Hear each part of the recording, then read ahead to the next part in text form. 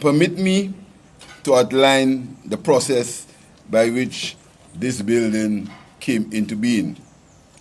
Although that may not help, because the propaganda and the misinformation will continue. The procurement plan proposed for this building was prepared on the 23rd of January 2023 after preliminary discussions in the second half of 2022. In that plan, the project completion date was 20th December 2023, and the project closure date was February 2025. However, work started on the 4th of September 2023 because of various challenges. This project was constructed through a direct public procurement method. After an evaluation on the 6th of March 2023 from the Ministry of Physical Development. There were 4 tenders. The tenders were opened on the 24th of January 2023. The tenders were as follows. 1 for $5,081,757.99. The other for $4,013,632.83. The other for $4,022,673.82, and the other for $4,279,454.53.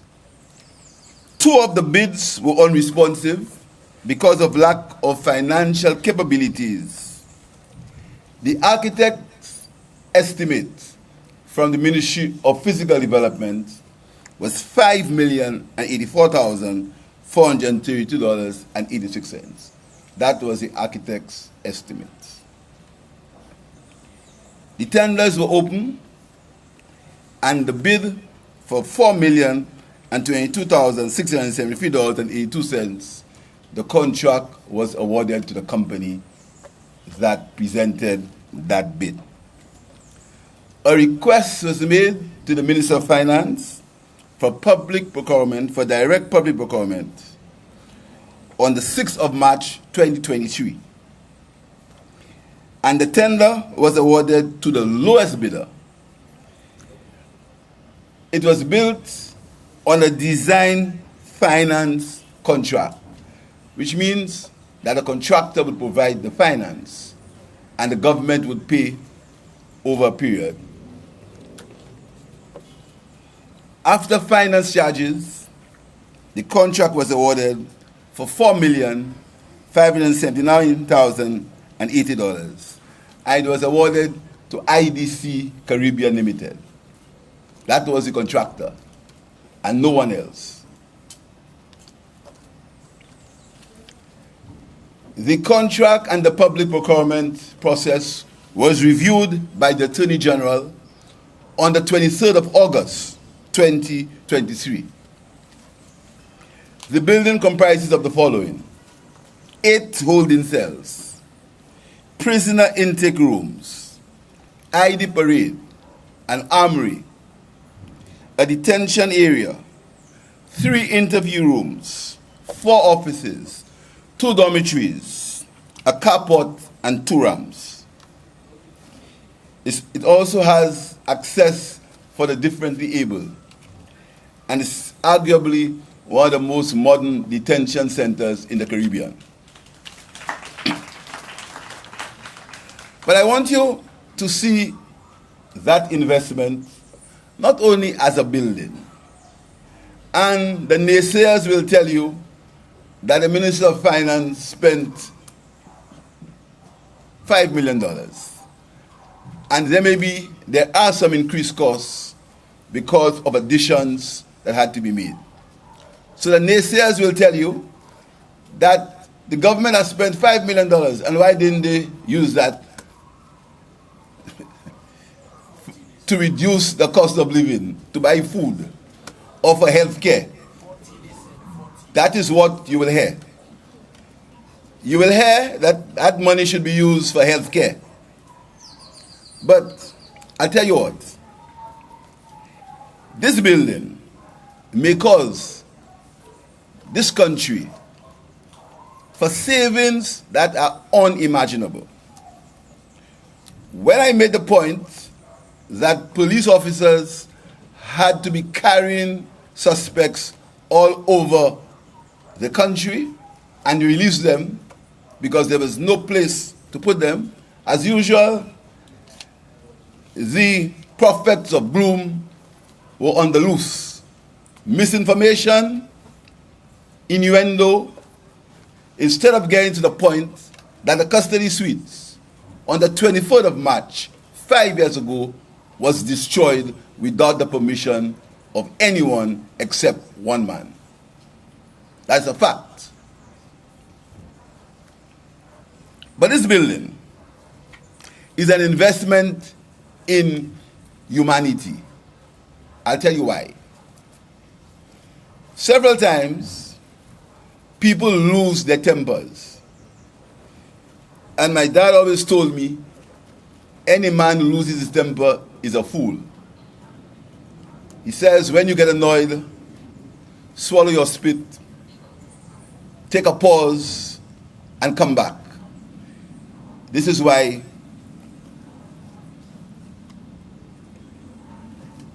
if I seem never to be annoyed, because I follow my father's advice. Take a pause, think, and then act. So I never act hastily, even though sometimes there's reason for me to act hastily, and there's reason for me to be annoyed. But the mistake that you can make is to take my quietness for weakness. It's a strength of character, it's a strength of purpose, and it's a determination to do what is right.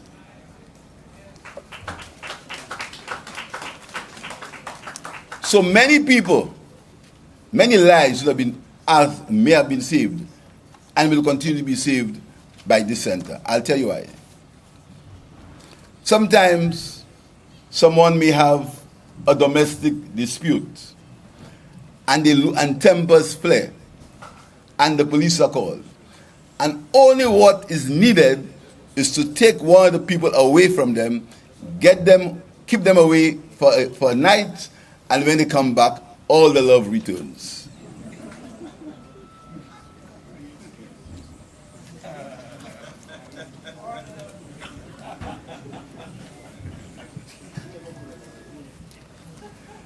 Sometimes, two guys may be on the street, arguing and quarreling.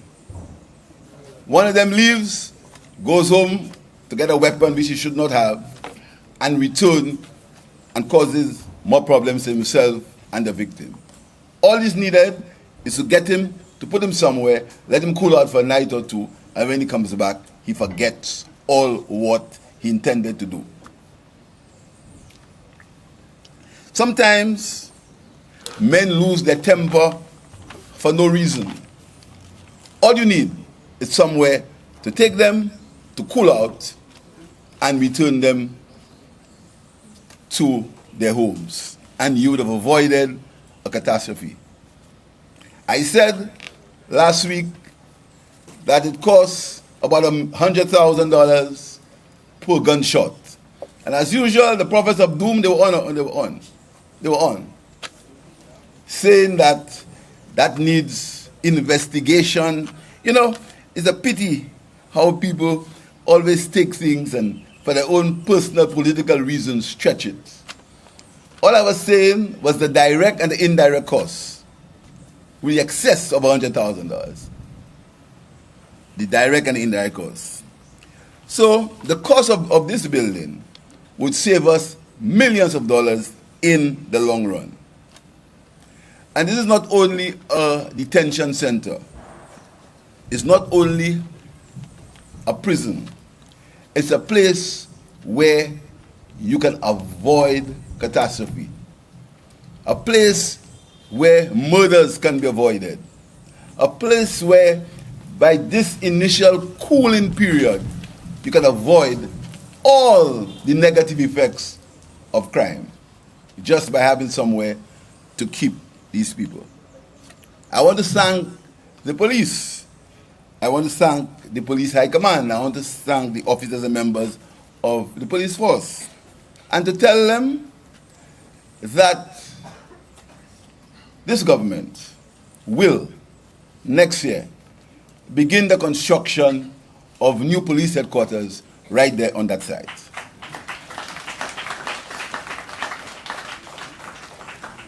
And that construction is not being done by me. When I say that sometimes I do not know something, again, the prophets of doom, I should know everything. Like I should know the weather. I should know the weather. I should know about policing. I should know about the prison. I should know about everything. I don't. All those who say they know everything, look at where they ended up. So, in the construction of the police headquarters, the cabinet has formed a committee of people who know about buildings, who know about what is needed in dormitories, what is needed where you can house the number of offices that the police have, and also, of course, somebody from the Ministry of Finance who must watch my back. Because, you know, if you have to look at what the police have inside there and what we put in view for them, and you come to the Prime Minister's office, you see such a difference. You'll wonder which office is which office, but that's for another show. So in the new police headquarters, there will be dormitories, there'll be offices, etc. And it will be near the detention center. So you see how the logistics will work. So no policeman will have to go underground to go in any prison. You have to go upground. You don't have to go underground, probably to look for any prison. There will be no underground prisons. The days of underground prisons are gone. We also are constructing the House of Justice. Again, the House of Justice, the construction has begun. And again, it was built with consensus, with discussion, with people who know coming together and deciding on what has to happen.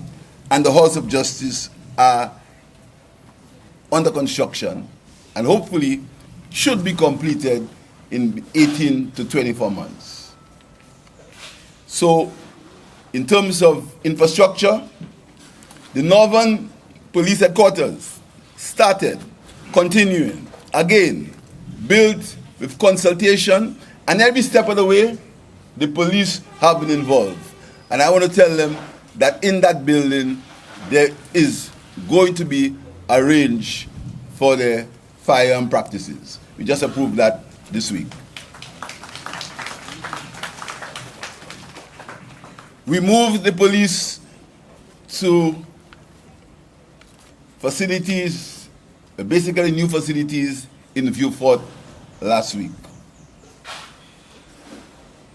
And these facilities, the building has almost been redone at a cost of possibly another $5 million.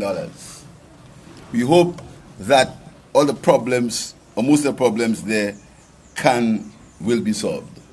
The Ansari police station has moved from where it was, and it did not become unfit for use on the 22nd of July, 2021. Didn't happen there. These things were happening for a long time. But we've moved them to another location in Ansari, and shortly we'll be announcing plans for the construction of a new ancillary police stations. Whilst we continue improvements to all the police stations, including the one situated in Marshall.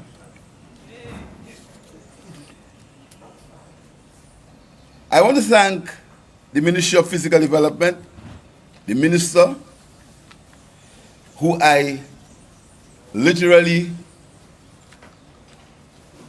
I don't use the word I want to use, who I showed a lot of concern to get this building completed, because I was hearing the cries. His permanent secretary, the chief architect, and the staff of the Ministry of Physical Development. Without their help, we could not have had this building completed. So I want to thank them on behalf of the Cabinet and the government of St. Lucia.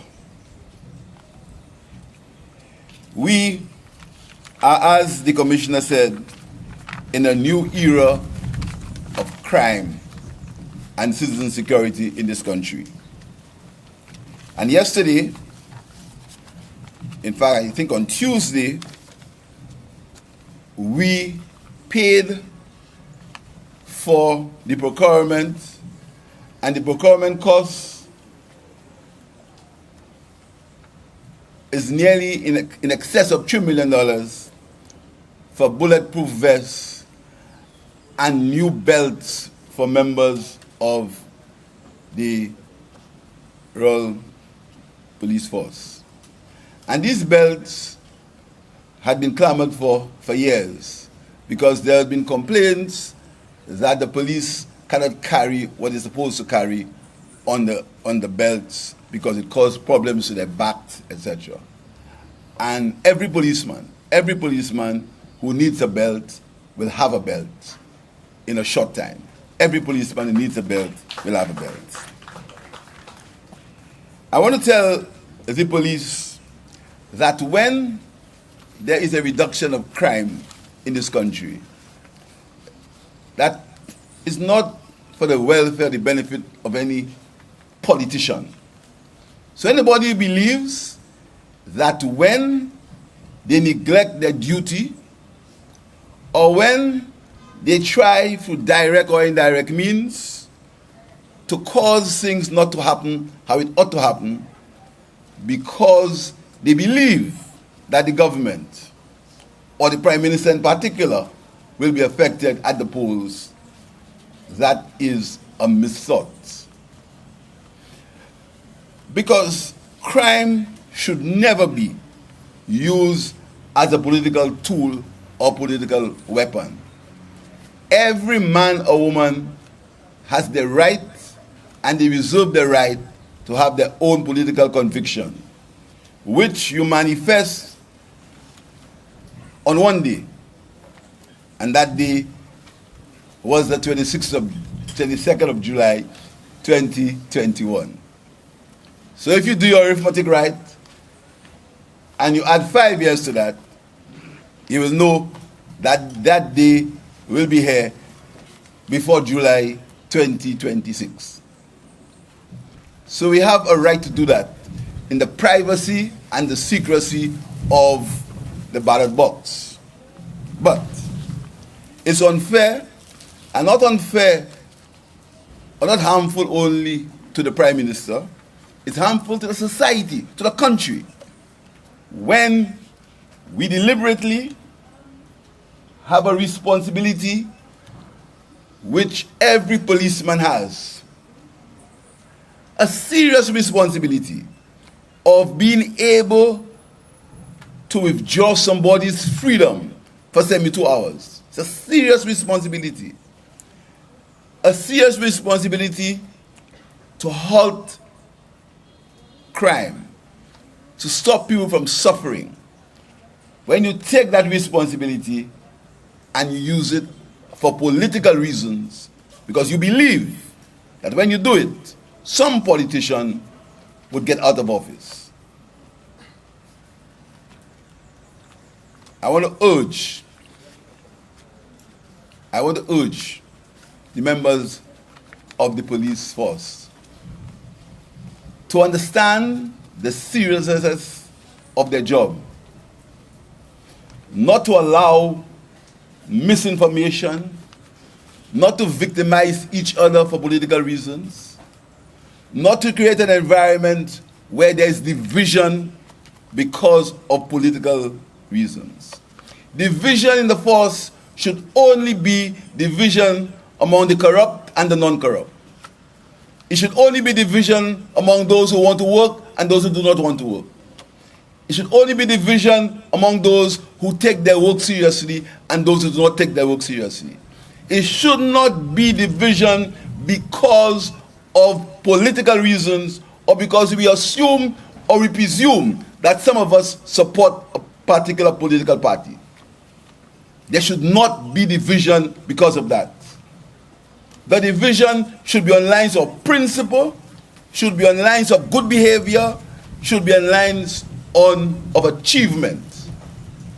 And our role as a government is to create the enabling environment so that every police officer can operate and can work in a conducive environment. That is our role. That is my role as Minister of National Security. And the Commissioner was right. It's the first time that the police have an established Ministry of National Security. It's the first time that the police have an established ministry for Permanent Secretary and now a newly appointed Deputy Permanent Secretary, and the whole line staff as every other ministry. It never happened before. It's the first time because of the seriousness in which we take citizen security. So I want to thank everyone for making this facility available and possible. I'm sure that the policemen on the ground will understand how it was without it. And I'm sure by its opening, we will avert many crimes and avert untold hardship to the people of St. Lucia because there was no place to hold someone for a cooling out period. So we look forward to a new era or continued era of crime detection and citizen security. And I thank everyone. I thank the police because their task is not an easy task. It cannot be an easy task. So I want to thank them for their dedication to the cause. And let's work for a safer St. Lucia for us all. I thank you.